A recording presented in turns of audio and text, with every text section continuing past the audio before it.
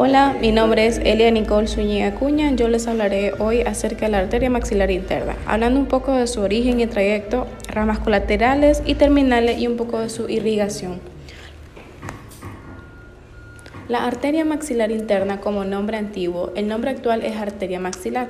Como una acotación importante, si existe una arteria maxilar interna de la nomenclatura antigua, la arteria maxilar externa es la que se conoce como también arteria facial. Pues bien, esta arteria maxilar es una de las ramas terminales de la carótida externa.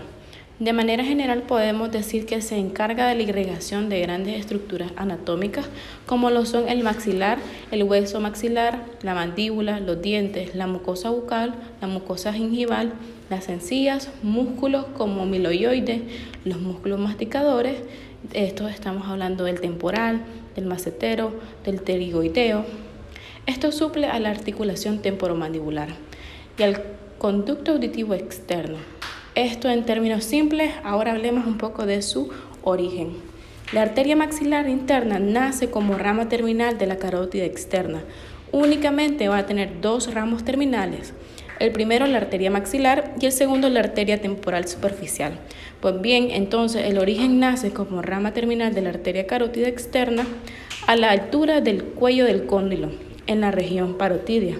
Luego de eso, la arteria recorre en toda su extensión a la fosa infratemporal y se introduce en el fondo de la fosa pterigopalatina, donde da su rama terminal que se le conoce como arteria esfenopalatina. Hasta ahí, a grosso modo, un poco de su trayecto. En sus trayectos y relaciones, para la descripción de las relaciones de la arteria maxilar, vamos a considerar en ella tres porciones. La primera corresponde a la porción mandibular, la segunda es la porción pterigoidea y la tercera es la porción pterigopalatina. ¿Cuáles son los límites de esto ojal retrocondilio jugara? Hacia adentro tenemos el ligamento esfenomandibular y hacia afuera tenemos el cambio del cuello del cóndilo. Este está delimitado entonces de superior a inferior, desde cefálico a caudal. Tenemos los siguientes elementos. Primero el nervio auriculotemporal, rama del nervio mandibular, luego de la arteria maxilar y la vena maxilar. Luego de esto pasamos a la siguiente porción, que viene a ser la porción pterigoidea. La porción pterigoidea no es nada más el trayecto que describe la arteria maxilar en la fosa infratemporal o fosa cigomática. Este trayecto tiene dos variables. La primera variable es la variable superficial, que se da en el 60% de los casos. La segunda variable es la variable profunda, que en cambio se da en el 40% de los casos. La primera arteria maxilar, su porción pterigoidea, es muy sinuosa, es decir, que describe bastantes curvaturas. La variable profunda se da en cambio en el 40% de los casos después que nuestra arteria maxilar pasa por el ojal retrocondilio de jugara. Pasa por la cara medial del músculo pterigoideo lateral. Ahora tenemos una porción terminal, es decir, la porción pterigopalatina. Después de nuestra arteria maxilar se aplica a la parte superior de la tuberosidad maxilar, se introduce a través de la fisura pterigomaxilar y a la fosa pterigopalatina. En otras palabras, la fosa pterigomaxilar es la puerta de entrada hacia la fosa pterigopalatina. A este nivel, la fosa pterigopalatina, la arteria maxilar, el ramo terminal, se le conoce como arteria esfenopalatina. Como ramas colaterales tenemos aquí 15 ramas colaterales y una terminal. Sus ramas las podemos estudiar según su porción. Lo que ven aquí es una mnemotecnia que facilita recordar el nombre de todas estas arterias. La arteria maxilar, sus arterias van a 4 orientaciones. Unas que van hacia arriba, o sea, ascendentes. La mnemotecnia es autimmentete. Las que van hacia abajo, las descendentes, las anteriores, las posteriores y como una terminal, la esfenopalatina. La timpánica anterior y auricular profunda. La arteria auricular profunda es la primera rama ascendente que da la arteria maxilar. Se dirige hacia arriba, es extremadamente delgada, asciende en el espesor de la región parotidia e irriga la porción ósea del conducto auditivo externo de la arteria temporomandibular y también a la cara externa de la mandíbula, de la membrana timpánica. La arteria timpánica anterior también se le conoce como artícula glaseriana. Esta se aloja en la fisura del glasero fissurus petrotimpánica en conjunto con el nervio cuerda del tímpano. Esta irriga al antromasodio y a los huesecillos del oído y a la mucosa del techo del tímpano. A continuar quisiera hablarles acerca de la arteria temporal profunda anterior y posterior. La primera es una rama anastomática que en otros libros la van a encontrar como rama orbitaria. Esta rama orbitaria pasa a través de la fisura orbitaria superior o hendidura esfenoidal y se va a anastomosar con la arteria lagrimal, que es la rama de la arteria oftálmica.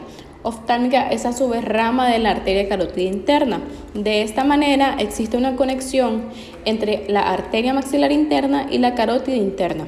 Las otras ramas se les conoce como ramas petrosas. Esta arteria petrosa superficial se introduce por el hiato de Falopio en conjunto con el nervio petroso mayor y la otra rama corresponde a la arteria timpánica superior.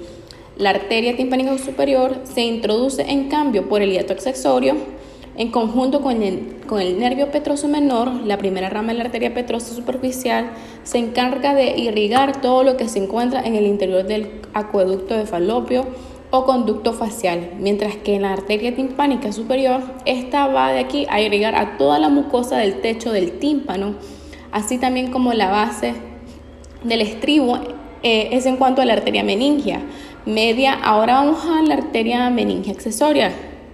Arteria meningia accesoria también se le conoce como arteria meningia menor o arteria trigomeningia. Se introduce en el cráneo ya no por el agujero redondo menor, sino por el foramen oval, agujero oval. Una vez dentro del cráneo, esta arteria da una pequeña rama conocida como la arteria tubárica, la cual se encarga de irrigar la porción ósea y la porción cartilaginosa de la trompa de Eustaquio, conocida actualmente como tuba auditiva.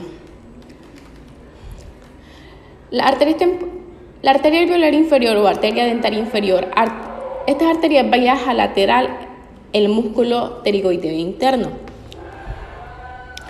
La arteria masseterina es una rama descendente del maxilar interna, la cual es su origen cruza inmediatamente la escotadura mandibular, después se dirige para irrigar el macetero, la arteria bucal, nace la arteria maxilar interna, se dirige hacia abajo y hacia adelante cruzando la cara lateral del músculo.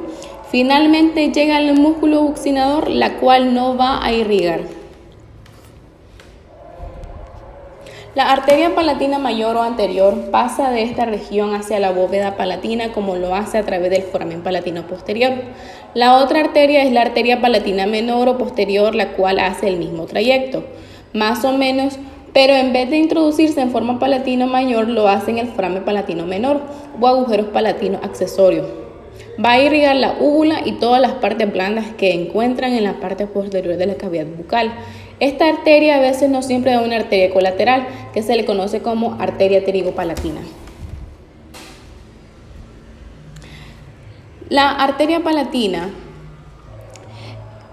alveolar posterior superior a la altura de la tuberosidad del maxilar y emite ramas ventanas de los cuales penetran en los conductos dentarios posteriores e irrigan de esta manera al seno maxilar y a los premolares del maxilar.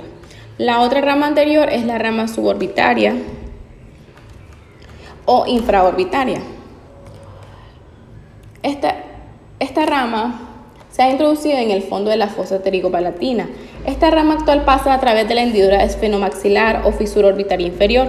Se introduce en el conducto orbitario, termina en la cara saliendo a través del foramen suborbitario. De esta manera va a llegar al párpado inferior.